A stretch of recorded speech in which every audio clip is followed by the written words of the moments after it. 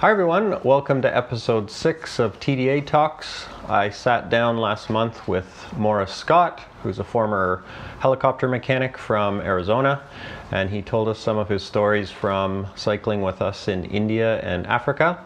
So I hope you enjoy this episode. Thanks for listening. But let's start with, can you tell me your name and where you're from and what tour or tours you've done with us? Yeah, my name is Morris Scott, and I'm from Scottsdale, Arizona. And I did the Hippie Trail 2017, and then followed up that in 2018 with the Cairo to Cape Town ride. Great, wonderful. And you did the full trip, Cairo to Cape Town? I did. Yeah, excellent. And so in Scottsdale, I've been asking everyone I've talked to, what's life like right now? How have things changed for you? Have they changed for you given the current COVID-19 outbreak and how that's affecting your life and your family's lives?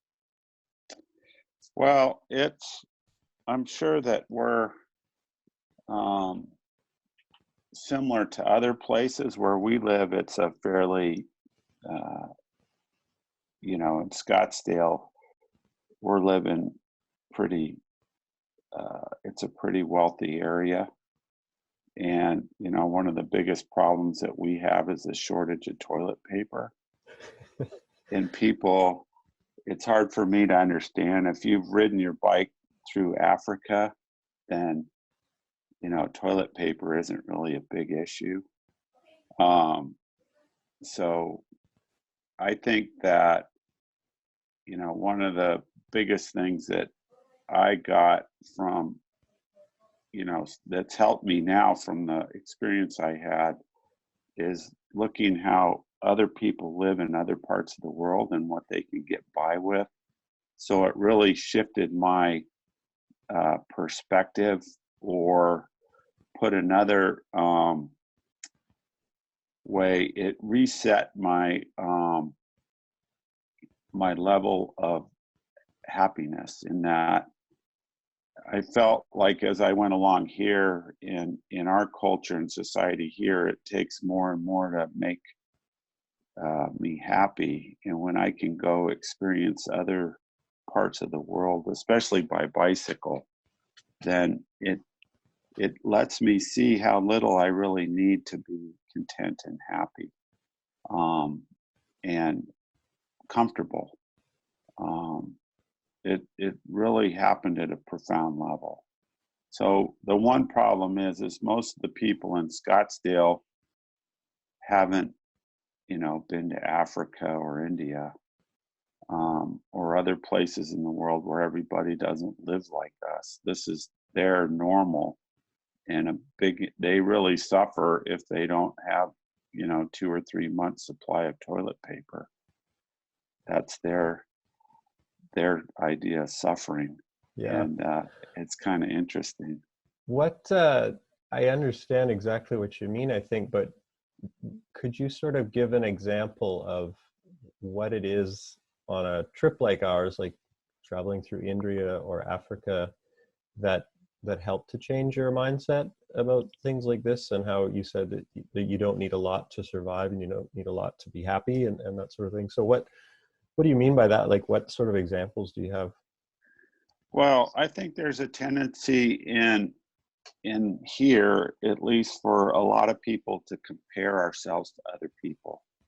And we do that now. It's hard not to. I think even subconsciously do that by looking at, what everybody else is doing. And I can remember riding through Ethiopia and thinking that I was having a hard day, and then I would pass women that their daily jobs were carrying bundles of sticks or wheat.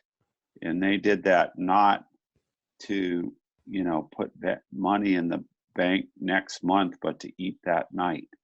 So it made me think, well, maybe I'm not really doing so bad. Maybe I'm really lucky for everything that I have. And so it started to turn me around in a very deep way at looking instead of not what I don't have, but what being grateful for what I do have.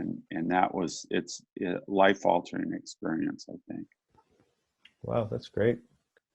As you were saying that, I've cycled in Ethiopia as well, and I can picture exactly what you're describing. You know, huffing and puffing up a hill and watching, and you pass not much faster than a woman, an older woman on the side of the road carrying a huge bundle of sticks up the hill as well. And it kind of has a mix of emotions for me. I'm like, wow, you know, my struggles are nothing compared to hers, but I think there's also sort of a level of guilt or a feeling that how dare I have this pleasure trip or choose to suffer when people in this place are suffering, and have no choice. Can you relate to that? Like, how do you feel in that sense? Yeah, Does that ever come up? yeah, absolutely. You know, I don't know whether, I guess it would be a feeling of guilt or shame for, you know, all of the bitching that I've done and the time I've squandered in my lifetime thinking about things that really didn't matter. And I think that it not only, you know, brought up a sense of guilt, but it also stirs compassion for me, you know, for not only for those people, but then the suffering that I caused myself as well all that time. So Sure. that's some of the stuff I think about while you're writing, you know. I wanted to ask you about Cristiano, who's one of our tour leaders who you met in India. Um, just because he's a friend of mine and he works with us full time. Because I think for some people who've never done trips with us, maybe they've done a week-long cycling trip in France or other cycle tourism. But if you can sort of explain to people watching the importance of a tour leader on trips like this, and why their sort of energy and motivations and their hard work are so important to an expedition like these.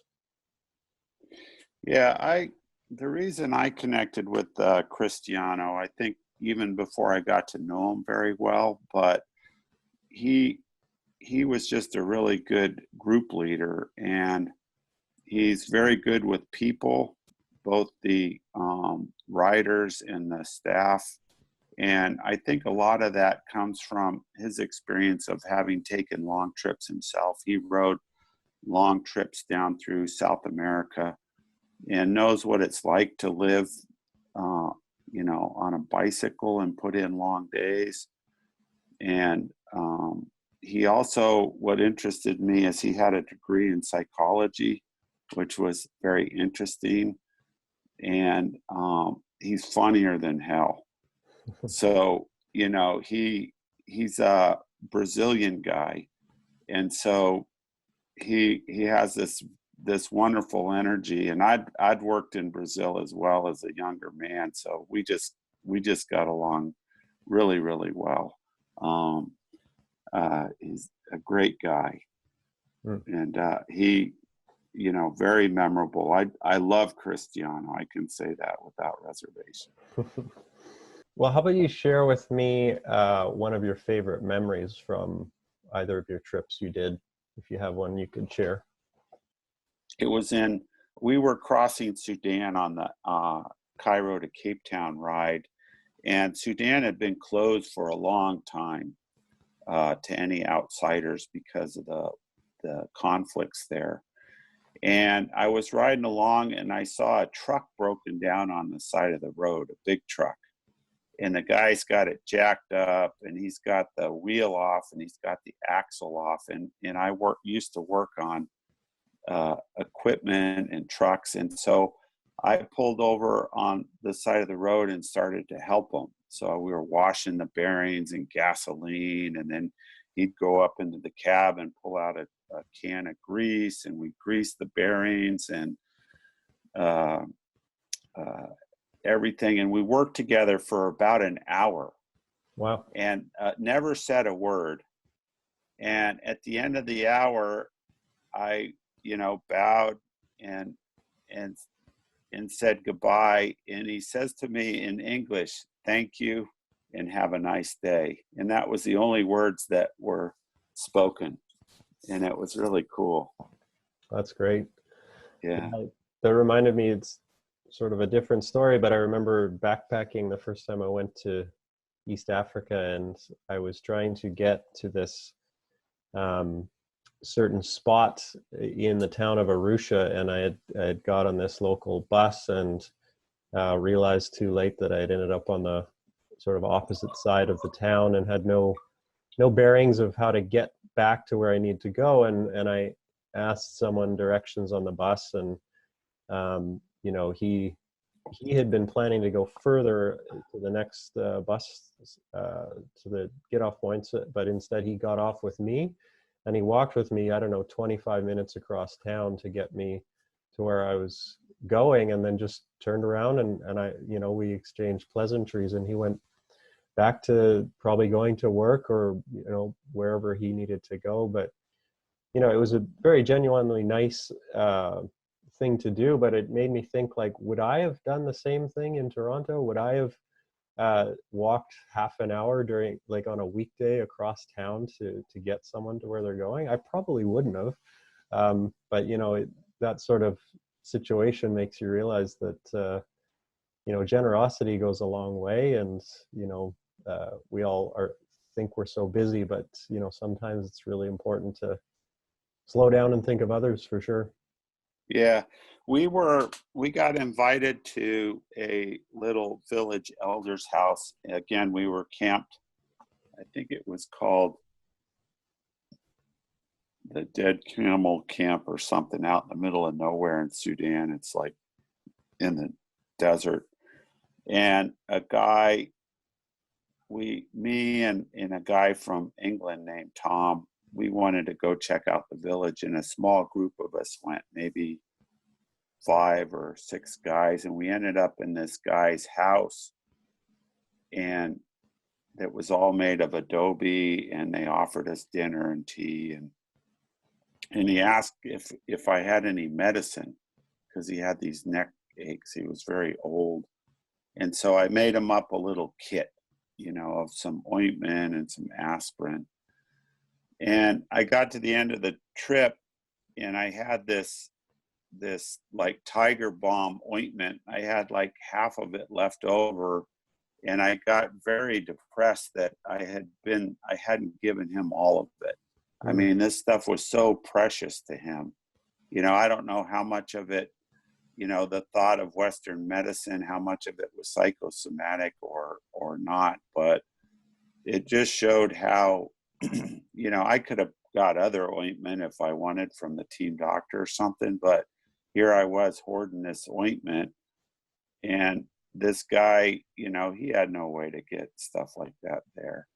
And I just said, wow, even after all of this time, I still have this greediness within me to hold on to stuff, like I might suffer or get a stiff neck or something.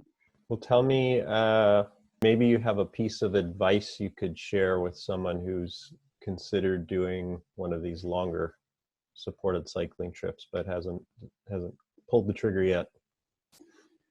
Well, this was some advice that I got from Cristiano and other people on the TDA staff, is to ride your own ride. Don't worry about keeping up with other people, and take time to, enjoy the sights along the way. It's real easy to get caught up in, going fast or far or this, but remember that you're really there for the experience, and you really want to take time to try to absorb it and process it. You're also a helicopter pilot, is that right? Mechanic. I'm a airplane pilot, but I was mostly an engineer and mechanic. Okay. And Cristiano said you had some good stories about some long distance helicopter journeys and sourcing spare parts in odd locations around the world. Yeah, We my my specialty was helicopter remote location. So I worked in Argentina, Peru, Chile, and lastly Brazil. But we flew. My last big trip was flying. Was the team leader flying 2 brand new helicopters from Philadelphia to Manaus, Brazil, which took 11 days. And we put fuel drums in the back, and we'd land on little islands and refuel because we didn't have the range to make it between airports.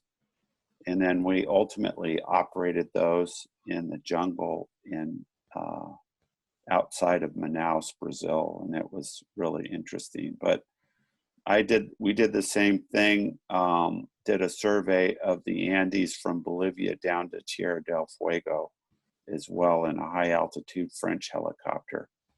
And Wow. that was pretty interesting. Well, Morris, I would love to keep chatting. I really enjoyed this. Thanks, Morris. It was Okay. really fun. Have a great Thanks day. for thanks for being nice to me. Oh, you're welcome. Thanks for being Okay. nice to me too. Take Okay. care. Bye-bye. Bye. Bye. Thanks, Morris, for sharing your stories with us. We will have another episode of TDA Talks next month, so please look for it on our YouTube channel or on our website. Thanks a lot.